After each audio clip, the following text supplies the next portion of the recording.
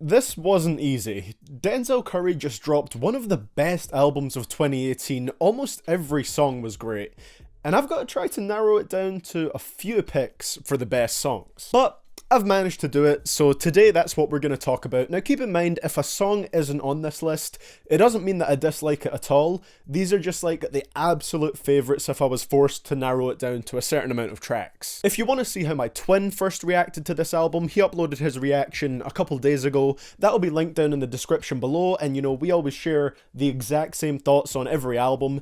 It's almost like we're the same person. But with that being said, this is CDTV Productions, and let's look at the best songs from Denzel Curry's Taboo. Who the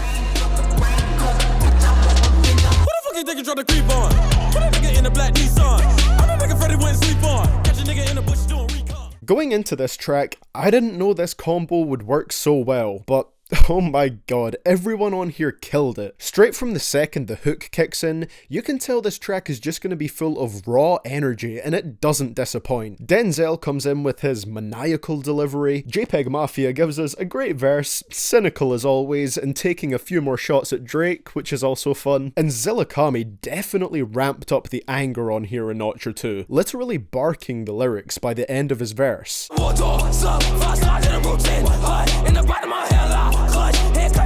It's a brutal track, and it's great.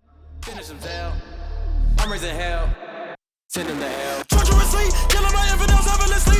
Whether it be the P-O-P-E-D-E-A-D, tell him I'm doing professional. This is easily one of the angriest tracks I've heard from Denzel, and the psychotic energy he exudes here is insane. Just that contrast between the chorus of this track and the verses makes it all the more explosive, going from Denzel rapping normally to him suddenly firing out his aggression over some extremely heavy 808s. It's really fitting for this to be the final track too. It really brings the whole thing full circle, as the album starts pretty positively, but by this point it's just fully descended into darkness. It's a crazy, energetic song, and it's one that makes me really want to see a Denzel concert at some point in my life. This would just cause the most brutal mosh pits.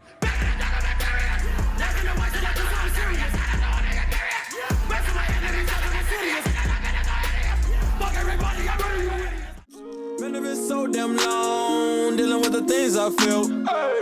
Suicidal thoughts, call it Kurt Cobain. In terms of the message, this could honestly be the most important song on the album. It speaks to the state of the rap industry, where most people have to portray a fake caricature of themselves to gain some momentary fame. This can be seen everywhere in rap. I think the best example recently has been Bunk, who Blackie Speaks made a really good video about this subject, but when I heard about that, this song just perfectly applies to that situation. But yeah, it can be seen in a lot of places, with people doing increasingly dumb shit for some recognition, because that's what people want. But Denzel also touches on the fact that this could be destructive for the mental state of people chasing that fame. It's a song that really covers the struggles of fame, trying to achieve it, and struggling to trust people once you have it. On top of that, it's just a banger that shows Denzel's versatility, as there's very little rapping throughout this track. This song looks like it's doing big things for Denzel's career, and he genuinely deserves it. Making free bands in the future. Pockets on a nigga look super. Bills on me blue slot Cooper.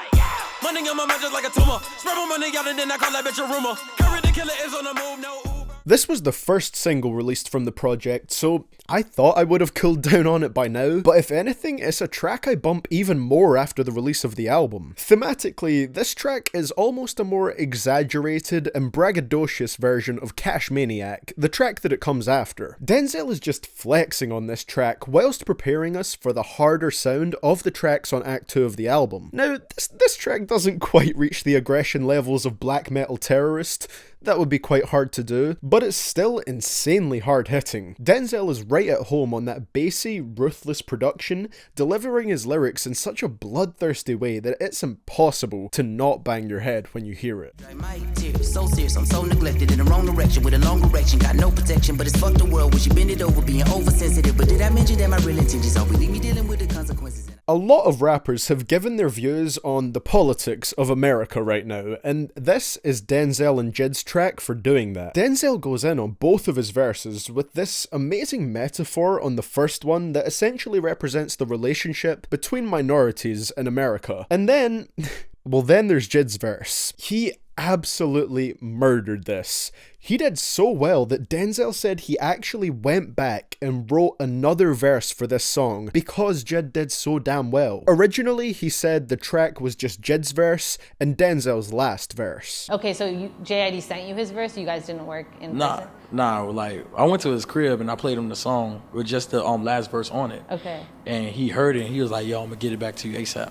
And then he did it and he got back to me ASAP and I was like, whoa. And then I wrote the first verse like several times before I got it right. J.I.D basically makes the entirety of his verse an extended metaphor comparing America to a girl. And that's great because it means you can go through his verse and look at every line to see how it applies to this metaphor, how it fits into it. On top of that, his flow is just crazy and he has one of his fastest verses on here. Let me know if you want to see a full video on that subject. It's always interesting for me to hear songs about the state of America because, as you can tell, I don't live there, and I'm not Canadian either, which for some reason a lot of people think I am, but Scotland is quite far away from Canada. But yeah, I like hearing about the political state of America, and that's what this track delivers.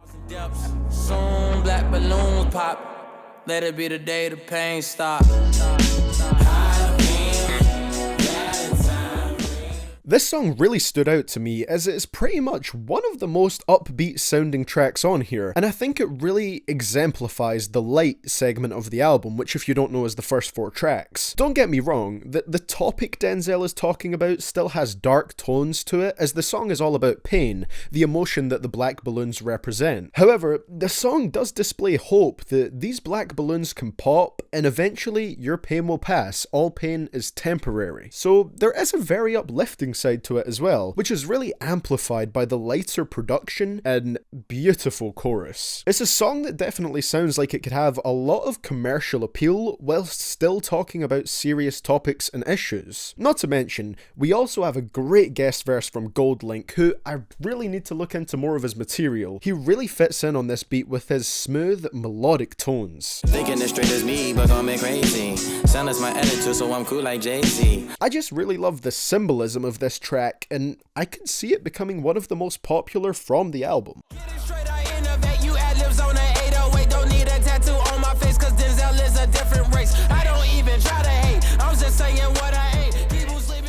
And just like Sumo, I thought this song might have lost a bit of its impact by the time the album dropped because I'd heard it so much, but it really hasn't. It's still one of the best Denzel songs overall in my opinion. The song acts kind of like an analysis of the hip-hop scene in 2018, with Denzel speaking on drug use, meaningless rap songs, and rappers becoming a slave to their labels amongst other topics. He makes it clear in the second verse though that he's not necessarily trying to hate on these rappers, he's just saying what he doesn't do. It's got great flows and an incredibly catchy rapped hook, making sure it's a song that'll stick in your head. It's a great look at what mainstream rap is like right now and Denzel's thoughts on it. I absolutely loved it when it dropped, and it's a song that just isn't getting old for me, and that is why Percs is my favourite song from Taboo by Denzel Curry, and possibly one of my favourite songs that he has ever made.